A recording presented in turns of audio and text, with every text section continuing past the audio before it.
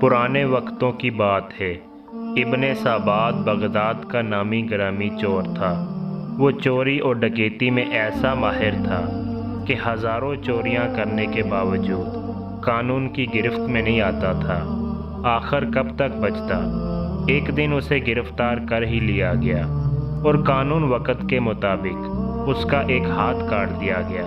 بعد ازاں اسے جیل بھیج دیا گیا۔ بغداد کے لوگ اس کا ذکر ہاتھ کٹا شیطان کے نام سے کرتے تھے۔ وہ قید با مشقت کاٹ رہا تھا۔ 10 سال قید کاٹنے کے بعد ایک دن وہ جیل سے فرار ہو گیا۔ جیل سے باہر آتے ہی اپنا پیشہ یعنی چوری کو شروع کرنے کا ارادہ کیا۔ ایک ہاتھ کٹ جانے اور قید و بندگی کی صحبتیں اٹھانے کے باوجود اس کے مزاج پر ذرا برابر اثر نہیں ہوا تھا۔ ایک رات وہ اپنی مہم پر نکلا۔ پھرتے پھڑاتے ایک بڑے سے گھر میں داخل ہوا۔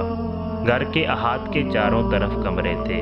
وہ ایک بڑے کمرے میں گیا جہاں کھجور کے پتوں کی چٹائی بچھی ہوئی تھی، جائے نماز ایک تکیہ اور چند ٹوپیاں رکھی ہوئی تھیں، اور دوسری طرف پشمینہ کے چند تھان، شالیں اور کپڑوں کے تھان لاوارسی کی حالت میں پڑے تھے۔ بغداد کے چور نے چادر بچھا کر اس کے اوپر تھان رکھے اور ایک گٹھڑی بنائی اور اس کو باندھنے کی کوشش کرنے لگا، لیکن ایک ہاتھ نہ ہونے کی وجہ سے اسے گرا نہیں لگ رہی تھی۔ وہ ہامتا ہوا بیٹھ گیا۔ عین اسی وقت ایک ضعیف شخص کمرے میں داخل ہوا۔ سبات کو گٹھڑی بناتا دیکھ کر کہا، بھائی یہ کام تم کسی کی مدد کے بغیر نہیں کر سکتے، میں تمہاری مدد کرتا ہوں۔ سبات نے اسے اپنے ساتھ ملا کر کپڑوں کی 2 گٹھڑیاں بنائی۔ بڑی گٹھڑی ضعیف شخص نے اپنے سر پر رکھ لی اور چھوٹی اور کم وزن گٹھڑی سبات کو دے کر کہا کہ تمہارا ہاتھ نہیں ہے، اس لیے تم کم وزن اٹھاؤ اور جہاں کہو گے میں اسے پہنچا دوں گا۔ سبات اپنے ٹھکانے کی طرف چل پڑا۔ راستے میں ایک جگہ چڑھائی کی وجہ سے ضعیف شخص کو بڑی دقت پیش آئی، ٹھوکر لگی اور گٹھڑی سمیت نیچے گر گیا۔ سبات نے غصے میں گالیاں بکیں اور اس کی کمر پر ایک زوردار لاد رسید کی۔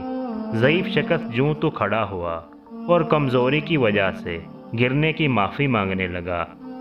ابن سبات نے طاقت کے ضم میں دوبارہ بڑی گٹھڑی عمر رسیدہ شخص کے سر پر رکھ کر سفر شروع کیا۔ چلتے چلتے وہ ایک کھنڈر میں جا پہنچے جو بغداد کی چور کی پناہ گاہ تھی۔ پھر ابن سبات نے بزرگ سے کہا کہ دیکھو، پہلے چوری کرنے میں پہنچا تھا اور تم بعد میں آئے تھے، لہذا یہ تمام چوری کا مال میرا ہوا اور تمہیں مجھ جیسا سردار پورے بغداد میں نہیں مل سکتا، لہذا آج سے تم میرے شاگرد ہو۔ بزرگ شخص نے ادب و احترام سے عرض کیا، بھائی یہ تمام مال تمہیں مبارک ہو، افسوس میں تمہاری کوئی خدمت نہیں کر سکا، بلکہ اپنی کمزوری کی وجہ سے تمہارے لیے پریشانی کا باعث بنا، جس کے لیے معافی مانگتا ہوں اور رخصتی کی اجازت چاہتا ہوں۔ خدا حافظ کہہ کر وہ شہر کی جانب چل پڑا۔ دوسری طرف ابن سبات کے دل و دماغ اور ضمیر کو اپنے ساتھی کے حسن سلوک نے جھنجھوڑ کر رکھ دیا تھا اور ضمیر کی خلش نے اسے بے چین کر دیا تھا۔ صبح ہوتے ہی بغداد کا چور اس رات کے ساتھی اجنبی چور کی تلاش میں نکلا تاکہ اپنی گزشتہ رات کے سلوک کی معافی مانگ سکے۔ یہی سوچتا ہوا وہ رات والی عمارت کے باہر جا پہنچا جہاں رات کو اس نے چوری کی تھی، مگر وہاں چوری کے بعد کوئی افراتفری نظر نہ آئی، بلکہ لوگ جوگ تر جوگ اس گھر میں احترام سے جاتے نظر آئے۔ بغداد کے چور نے ایک شخص سے پوچھا کہ یہ کس کا مکان ہے؟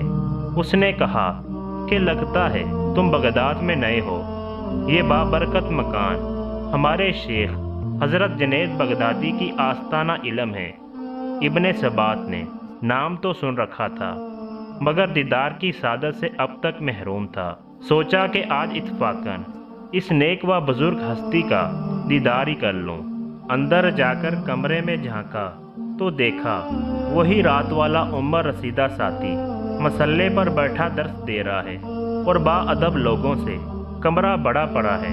اتنے میں اذان ہوئی، سب نماز کے لیے مسجد جانے لگے۔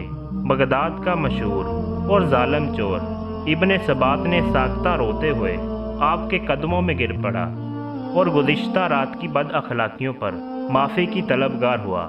شیخ جنید بغدادی نے اسے زمین سے اٹھا کر اپنے گلے سے لگا لیا اور مسکراتے ہوئے فرمایا، در توبہ ابھی بھی کھلا ہے۔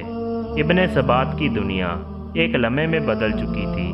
وہ شیخ کی حلقے ورادت میں داخل ہو گیا اور وہ ہاتھ کٹا شیطان، وہ سابو بغداد کا شاطر چور، شیخ جنید بغدادی کی زیر سایہ عبادت ریاست میں وہ نام لیا کہ اب اسے بغداد کے لوگ بغداد کے چور کے بجائے شیخ احمد ابن ثبات کے نام سے نہایت عزت و احترام سے جانتے تھے۔